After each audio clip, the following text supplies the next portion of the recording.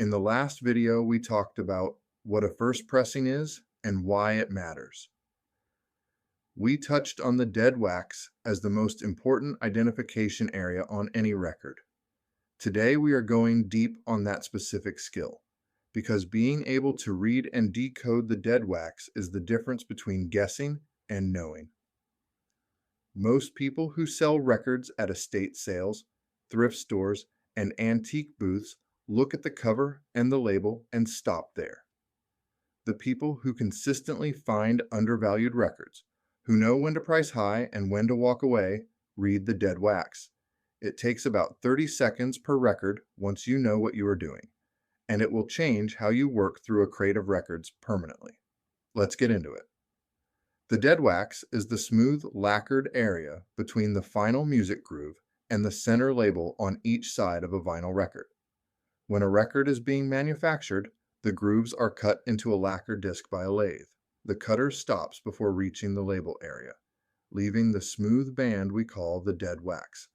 During and after the cutting process, various people involved in production mark this area with information that becomes permanently embedded in the vinyl when the record is pressed.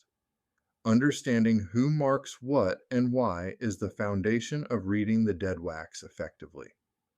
The first category of markings you will find are matrix numbers. These are the production codes that identify the specific lacquer used to cut the record. The matrix number typically includes the catalog number of the album or single, followed by a suffix that indicates the cutting sequence. Understanding the suffix system is critical. The most widely used suffix system uses letters and numbers to indicate the lacquer generation. An A1 or 1A suffix generally indicates the first lacquer cut from the original master tape. An A2 or 2A suffix indicates the second lacquer cut. This matters because each lacquer cut is made directly from the master tape with a fresh cutter, meaning A1 pressings theoretically have the shortest signal chain from the original recording to the vinyl groove. However, suffix systems varied significantly between labels and eras. Some labels used entirely different coding systems, including numerical sequences without letter codes. Researching the specific suffix system used by the label you are looking at is an important step in the verification process. The second category of markings is pressing plant codes. Different pressing plants left their own identifying marks in the dead wax, either as part of the matrix stamping or as additional handwritten or stamped annotations. These plant codes allow collectors to identify where a specific record was physically pressed. This matters because the quality of vinyl compound and the pressing machinery varied between plants, and some plants developed reputations for superior sound quality. Monarch Records, Specialty Records, Allied Records, and Capitol Record Pressing in Los Angeles are among the American plants that collectors specifically seek out on certain recordings. Knowing the plant codes for the most collectible plants in the genre you are working with adds another layer to your identification capability. The third category is engineer and cutting engineer identifications. Some engineers who cut lacquers sign their work with initials or other personal marks in the dead wax. The most famous example in vinyl collecting is the RL initials found in the dead wax of certain Led Zeppelin records, indicating that the lacquer was cut by Bob Ludwig at Sterling Sound. RL cut. Led Zeppelin pressings are among the most sought-after records in the classic rock market, specifically because collectors have established through extensive listening comparison that Bob Ludwig's cuts of those recordings sound particularly good. Other cutting engineers who signed their work include George Piros at Columbia and various engineers at Abbey Road in London. When you find personal engineer initials in the dead wax, research them before pricing the record. The fourth category is additional production notes. Various other markings can appear in the dead wax, including test pressing designations, promotional copy indicators, timing marks, and notes from quality control processes. A record with TP or test in the dead wax is a test pressing, produced before commercial manufacture to verify the sound, and these are significantly rarer than commercial pressings. A record with promo or DJ copy indications is a promotional pressing distributed to radio stations before or during commercial release, and these carry collector premiums in many genres. Now let's talk about the practical skill of actually reading the dead wax in the field. The equipment you need is minimal: a good flashlight or a bright natural light source.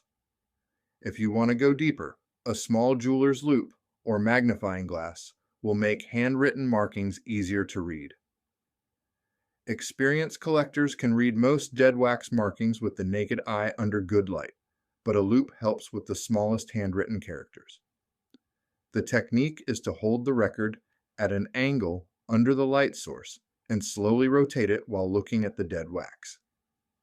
The shallow markings in the smooth vinyl surface become visible as the light rakes across them at an angle. If you hold the record flat and look straight down at it, you will see very little. The raking angle is what makes the markings visible. Start by reading the matrix number on side 1, write it down or photograph it. Then turn the record over and read the side 2 matrix number. Now you have the key information you need to begin the research process. On Discogs, search for the album and then use the matrix numbers to find the specific pressing. The matrix section in Discogs release listings shows what numbers have been documented by other collectors for each pressing variant. Match your matrix numbers against the documented variants to identify which pressing you have. Pay attention to whether your numbers are handwritten or machine stamped, because that distinction is often noted in the documentation and helps narrow down the pressing generation. Once you have identified the pressing on Discogs, click through to the sales history for that specific release. Look at completed sales, not asking prices, to get real market value data for your specific pressing in various conditions. Now let's talk about some label-specific dead wax knowledge that applies to the most collectible genres. For jazz records on Blue Note, Prestige, and Impulse, the dead wax is particularly important because these labels produce the most value-differentiated pressing generations in the collector market. An original Blue Note pressing from the late 1950s and early 1960s, with the deep groove indentation under the label and specific matrix configurations, can be worth hundreds to several $1,000s. A reissue from the 1970s with different matrix numbers and no deep groove is worth a small fraction of that amount. The deep groove itself, a circular indentation pressed into the vinyl beneath the label area on many early Blue Note and other jazz label pressings, is a quick visual indicator of early pressing status on these labels. Check for the deep groove before you even read the matrix numbers. For classic rock records on Atlantic, Elektra, Reprise, and similar labels from the late 1960s and early 1970s, the matrix suffix system and pressing plant codes are the primary differentiators. An early A1 or 1A matrix on an original Atlantic pressing of a major classic rock album can be worth 2 to 10 times a later pressing of the same title in equivalent condition.